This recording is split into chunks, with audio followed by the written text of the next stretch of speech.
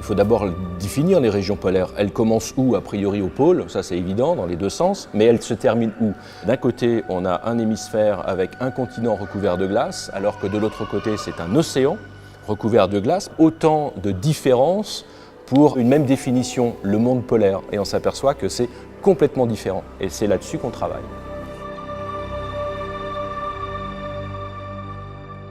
Notre idée, c'est pas d'avoir une collection d'animaux et de les présenter. C'est vraiment de leur faire retrouver leur nature, les animaux blessés soignés, et si c'est pas possible, de leur offrir une belle fin de vie ici dans le parc. Et ça permet justement aux naturalistes, au personnel du parc aussi, de présenter ces espèces aux visiteurs, à un large public. En février 2017, dans le Jura, en France, le musée de l'espace des mondes polaires ouvre ses portes. À 26 km de là, de l'autre côté du massif jurassien, en Suisse, dans la région de Nyon, le parc animalier de la Garenne s'est donné pour mission de sensibiliser à la biodiversité du territoire. C'est un centre de soins, d'éducation et d'aide à la réintroduction d'espèces en voie de disparition. Deux structures différentes au sein d'un même massif, qui œuvrent ensemble autour d'un projet commun de sensibilisation des publics au développement durable, à la protection de la planète et au patrimoine naturel et culturel. L'historique du musée de l'espace des mondes polaires, c'est une histoire un peu longue, mais je vais essayer de la faire beaucoup plus courte. En fait, ça part de la naissance de Paul-Émile Victor. Nous sommes en 1907. Victor va faire sa vie et va partir pour la première fois au Groenland en 1934. Et on va dire que l'œuvre polaire de Victor commence à ce moment-là. Ensuite, beaucoup plus tard, à la fin des années 70, on a un garçon qui s'appelle Pierre Marc, qui a la géniale idée de faire un parc animalier qui s'appelait la Vallée des Rennes, et de coupler le premier musée polaire de France, où il va associer Paul-Émile Victor dans l'idée de ce bâtiment. Plus tard vient la deuxième vie de ce même bâtiment, avec comme président Jean-Christophe Victor, le fils aîné de Paul-Émile Victor. Et ensuite, on a l'idée de créer un bâtiment beaucoup plus pérenne dans le temps, beaucoup plus gros, avec d'autres moyens et surtout une autre scénographie beaucoup plus moderne et dans son temps. Et c'est de là que naît l'espace des mondes polaires, où, en même temps, un autre projet qui était mené en parallèle, qui était la réhabilitation de la patinoire du village de Prémanon. Les deux projets vont fusionner pour donner l'espace des mondes polaires. La Garenne a commencé avec un personnage, un monsieur incroyable, monsieur Erwin Meyer, qui était anciennement gardien de prison et qui un jour s'est dit non, j'ai envie de changer de métier, j'ai envie de protéger et de présenter la biodiversité de la région, de la mettre en valeur, en commençant premièrement par recueillir des animaux blessés et des animaux que les gens ne voulaient plus chez eux. Il a ouvert, si vous voulez, son jardin. Il en a fait un parc pour placer tous ces animaux et pouvoir présenter au public, pour les sensibiliser. C'est vrai qu'on protège mieux ce qu'on connaît, donc c'était son objectif. Il a fallu une deuxième fondation qui s'est mise en place pour pouvoir imaginer une nouvelle zone, pour développer un parc animalier plus grand, avec des infrastructures de qualité pour les animaux, pour les plantes, pour les visiteurs. C'est pourquoi ce nouveau parc de 3 hectares a vu le jour et ça nous a permis justement de pouvoir continuer aujourd'hui toutes les missions qu'avait mis en place Monsieur Meyer, sa famille et plein de connaissances à lui qui l'ont aidé dans ses missions.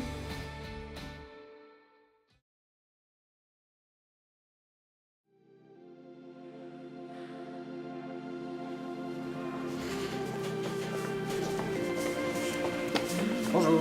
Bonjour. Alors qu'est-ce que vous voulez visiter? Un musée sur les mondes polaires. Qu'est-ce que c'est les mondes polaires? On a eu la chance d'avoir des architectes qui ont vraiment bien compris ce que les concepteurs voulaient faire. On voit ici cette ambiance de glace, même si ce n'est pas de la glace, cette ambiance de lumière polaire, un peu tamisée, des nuances de blanc qui changent dans la journée. La partie exposition permanente, en fait, on l'a conçue un peu comme la Terre, c'est-à-dire qu'on a 2 pôles, un nord, un sud, coupés au milieu par l'équateur. On a une photo ici absolument extraordinaire qui fait 40 mètres de longueur, sans trucage, qui est une photo de l'Antarctique, qui montre que c'est un continent complètement recouvert de glace, et qui répond en face à une photo qui, elle, fait 21 mètres de longueur, qui est une photo faite au Groenland, elle aussi sans trucage. Et on a une ligne directrice au centre du bâtiment, et de chaque côté, eh bien, on a des sujets arctiques, antarctiques, et après on a des sujets transversaux qu'on va retrouver sur les flancs. Donc tout ça est dans un espèce de faux désordre. C'est un désordre organisé. Un bloc de glace cassé au milieu, il éclate. On a 24 thèmes et ces 24 thèmes sont judicieusement répartis. Et en revanche, le public, lui, navigue, entre guillemets, choisit les blocs qu'il veut voir, attiré par telle ou telle lumière, attiré par tel ou tel média ou telle maquette, et en fait compose sa visite seul. La famille Victor a confié les archives de Paul-Émile Victor à l'Espace des Mondes Polaires. On a la famille Pérez, on a des objets de la famille Charcot, et puis bien d'autres qui nous ont, soit en don, soit en prêt, nous ont confié des objets qui ont un intérêt pédagogique. L'exposition permanente, couplée avec une salle d'exposition temporaire, et cette salle d'exposition temporaire nous permet non seulement d'aller au-delà de notre discours de l'expo permanente, mais de pouvoir le changer tous les 6 mois. On a un service éducatif à l'intérieur de l'Espace des Mondes Polaires avec un médiateur scientifique. On propose des ateliers, on propose des visites commentées également, et on a une partie extérieure qu'on appelle le jardin polaire qui permet, en plus de sortir hors les murs, d'aller chercher de la neige, par exemple l'hiver, de la ramener dans l'atelier pédagogique, de prendre les microscopes.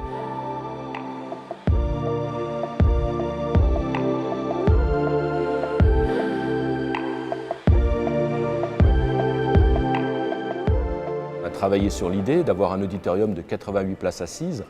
Et là, toute la journée, on passe des films en boucle. L'idée, c'est de continuer à emmener le visiteur dans ce monde polaire, mais tout en lui apportant évidemment quelque chose de supplémentaire. L'idée était géniale d'avoir à un moment donné couplé la patinoire et le musée polaire. La patinoire devient banquise en fonction de notre discours. Les familles, eh bien, vous avez les enfants qui partent d'un côté faire du patin pendant que les parents font la visite du musée et tout le monde se retrouve à un moment donné dans le bâtiment. C'était aussi le pari de mélanger 2 publics complètement différents, un public ludique et un public muséal.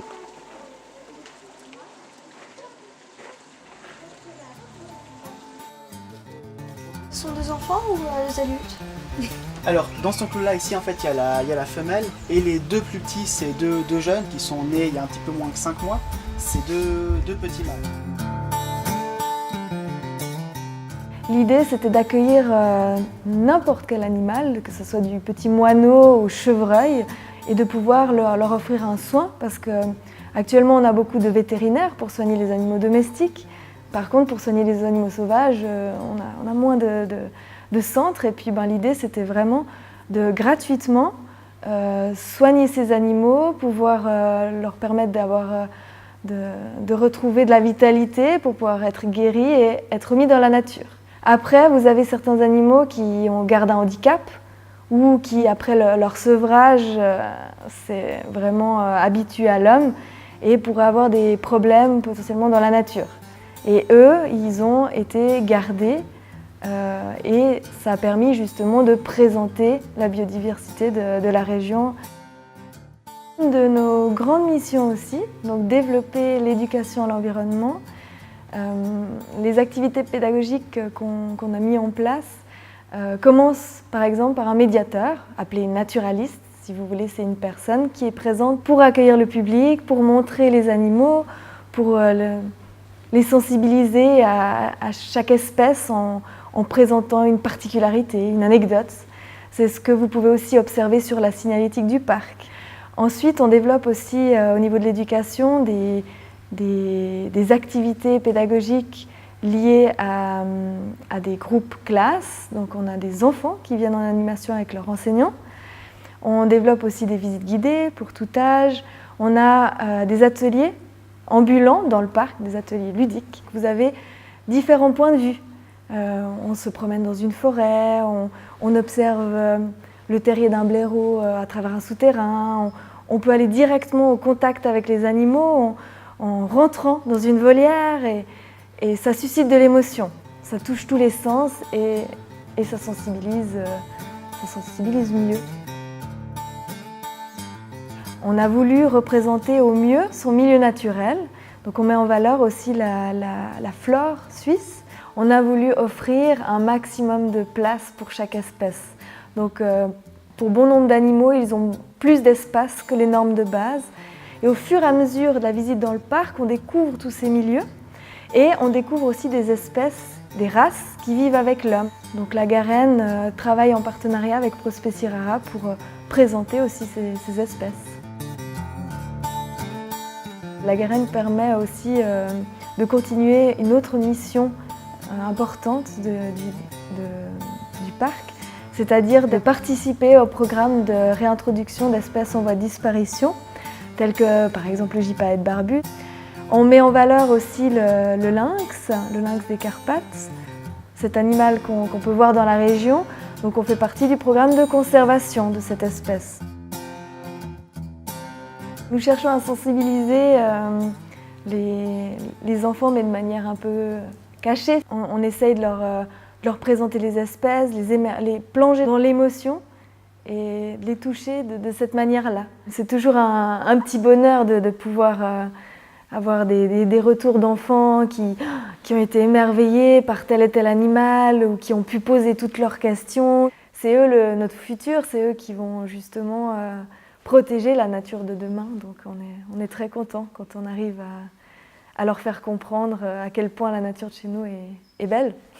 Le premier but pour nous, avec Jean-Christophe, c'est un but pédagogique. On avait déjà ce musée qui existait, qui s'appelait le Centre polaire Paul-Émile Victor, et on s'était rendu compte qu'on était devenu petit et surtout qu'il fallait moderniser à la fois la scénographie, mais aussi le discours. Comme on peut peut-être l'entendre ce matin, on a un public qui part évidemment des enfants et qui va jusqu'à un âge certain. L'idée, c'est, comme on le voit autour de nous, on a un discours qui est bien calé sur ce qu'on a appelé, nous, le public famille, enfants plus parents.